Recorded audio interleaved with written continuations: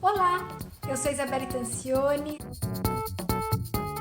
sou médica veterinária e idealizadora da VetVetes, e uma das áreas que eu trabalho é medicina comparada com foco em câncer. E hoje vamos falar do que sobre câncer de mama. Outubro é Outubro Rosa, mês da conscientização do câncer de mama, e nós sabemos que não só nós humanos, sabemos que outras espécies de animais também podem ser diagnosticadas com câncer de mama.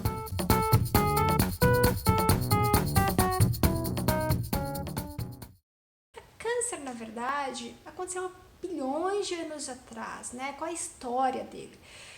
Não é recente. Então, quando a gente começa a pensar, né, no processo evolutivo, nós temos aí o ser unicelular, que tem uma capacidade reprodutiva muito grande para invadir outros espaços e ali conseguir sobreviver.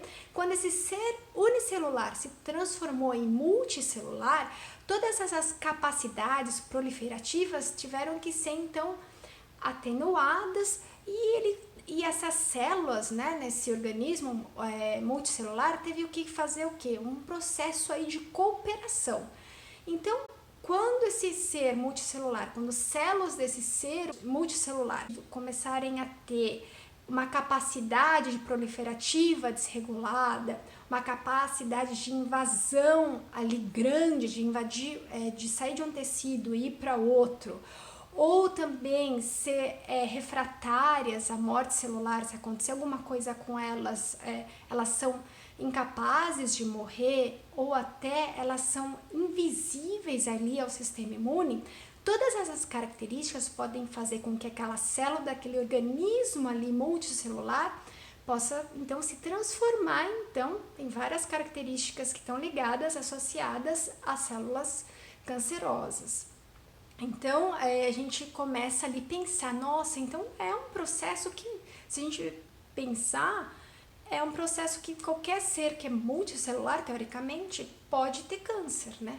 Então, a gente vê de seres mais simples, né, como a hidra, que são só um tubo, ela apresenta câncer, né, que são organismos bem simples, que tá ali na escala evolutiva, se a gente pensar nos animais, né, a gente está na escala evolutiva nos seres mais simples, mas e também uma coisa interessante é que até a gente tem estudos de paleontologia mostrando que dinossauros apresentavam câncer. Então não é uma patologia, uma doença moderna, é uma doença que traz aí, que está ligado com a gente, né, com seres aí multicelulares.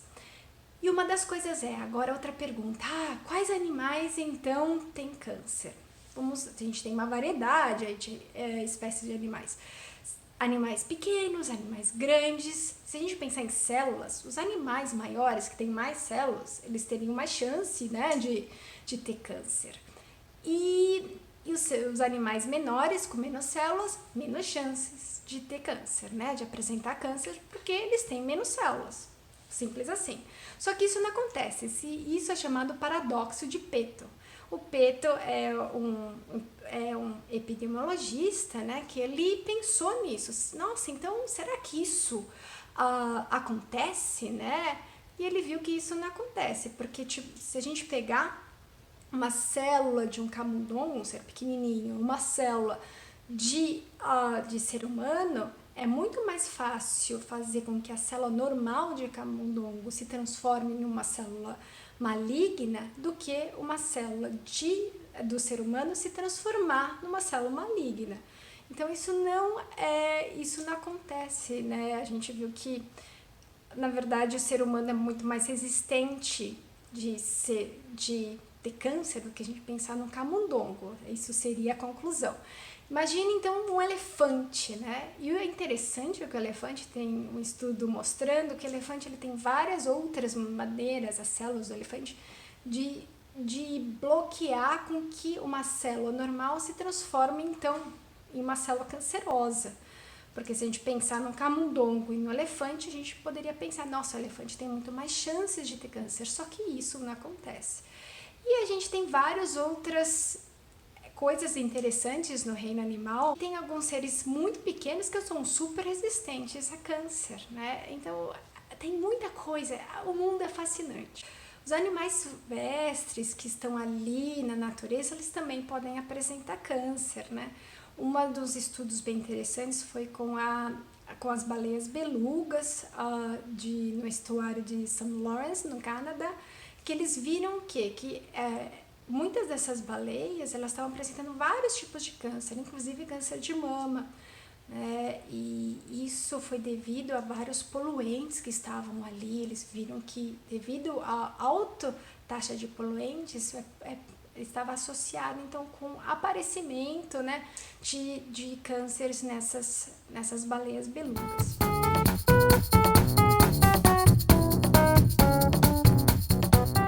Vamos começar a falar de câncer de mama nos animais. Nós sabemos que cães e gatos, né, eles apresentam câncer de mama, e isso está ligado muito ao fator hormonal, e a gente sabe há estudos mostrando que se as pessoas administrarem hormônios que vão ali fazer com que são hormônios contraceptivos, né, para prevenir novas ninhadas, esses animais que receberam esses hormônios, eles têm mais chances aí de apresentarem câncer de mama. Então tem aí um fator aí hormonal que a gente tem que ficar atentos, né? Então por isso que é totalmente contraindicados a aplicação de contraceptivos em cães e gatas. E outra coisa que é interessante é que camundongos e ratos, elas não têm tem menos chances, né, de ser diagnosticados com câncer de mama, se a gente comparar com as outras espécies. Ratas, por exemplo, elas são diagnosticadas com tumores benignos, então não são aqueles tumores que são malignos, né, ou cancerosos, são tumores benignos. Agora, vamos pensar em outras espécies. Coelhas a gente sabe hoje, né, que está sendo mais comum, né, o diagnóstico de câncer de mama em coelhas, né, e isso acredita-se que tem a ver, que está associado com o aumento de número de coelhos como membros da família. Anteriormente, os coelhos eram tidos ali como animal de produção, então eles eram abatidos muito cedo, então eles eram eles não conseguiam, né, envelhecer. A gente sabe que o envelhecimento também é um fator aí de risco para câncer, e isso também está associado com câncer de mama. Então essas coelhas, então elas estão, né, tendo aí, conseguindo envelhecer, né, elas conseguem então viver por mais tempo, então elas têm mais chances de ter câncer de mama. Então é por isso que hoje também a gente pensa que essa mudança é pelo fato dos animais então envelhecerem, a gente saber que eles estão conosco, eles estão sendo tratados, eles estão sendo diagnosticados. E uma das coisas que a gente sabe que bovinos, suínos e caprinos, a gente não vê câncer de mama, não vê assim, é muito raro nesses animais, né, câncer de mama. Então, isso é bem interessante. A minha pergunta será porque também eles são considerados animais de produção e são abatidos precocemente, e por isso que a gente não diagnostica com mais frequência câncer de mama nesses animais, ou porque eles são realmente resistentes a câncer de mama, né, eles têm mais resistência? Isso também é uma pergunta que a gente tem que observar, e eu espero que esses animais, então, eles consigam, né, ter uma vida plena para conseguir ali não serem abatidos, né, tão precocemente. Eu acho que como a gente sempre fala, isso é um dilema ético de nós, da sociedade, repensarmos como a gente vê os animais. Agora, voltando aí, né, para câncer de mama, um dado bem interessante, né, a gente sabe que câncer de mama em cães e gatos está relacionado com o fator aí hormonal, e o contraceptivo aumenta as chances de desenvolvimento de câncer de mama. E se a gente pensar, se a gente castrar os animais, e principalmente precocemente, antes do primeiro cio, antes do segundo cio, tanto cães e gatos, a gente reduz aí drasticamente as chances desses animais terem câncer de mama. E o que é bem interessante é que locais onde a castração antes do primeiro e segundo cio são eficazes, onde há vários programas de castração, muitos animais são castrados antes do primeiro e segundo cio, o câncer de mama é praticamente raro nesses animais. E é interessante, onde eu trabalhava na Universidade de Califórnia, San Diego, os médicos me perguntavam, nossa, cães e gatos têm câncer de mama? Porque eles mal veem isso, né? Os médicos que têm animais, tem os animais, eles sabem que os cães e gatos têm outros tipos de câncer, como osteosarcoma, que é bem comum aqui nos animais, e também melanoma ou linfoma. Eles ficam, nossa, mas tem mesmo câncer de mama? É porque realmente aqui locais onde a castração é feita de uma maneira efetiva, só os animais então intactos que vão ter aí riscos, né, de desenvolver câncer de mama. E eu acho que a gente tem que agora, né, com todas essas informações, pensarmos como a gente pode prevenir o câncer nos animais. Primeiramente, levar eles frequentemente ao veterinário, onde o veterinário vai fazer uma série de exames, inclusive fazer o exame das mamas. Isso é muito importante. Como nós fazemos exames em nossas casas e fazemos depois de um período, quando a gente tem certa idade, fazer mamografia, é importante que os animais então façam esses exames de palpação, né? Mamografia não é um exame que nós fazemos em animais hoje, isso, o diagnóstico de palpação, e depois, se tiver algum nódulo, fazer a biópsia ou fazer depois outros exames para ver o que é aquele tumor, é muito importante.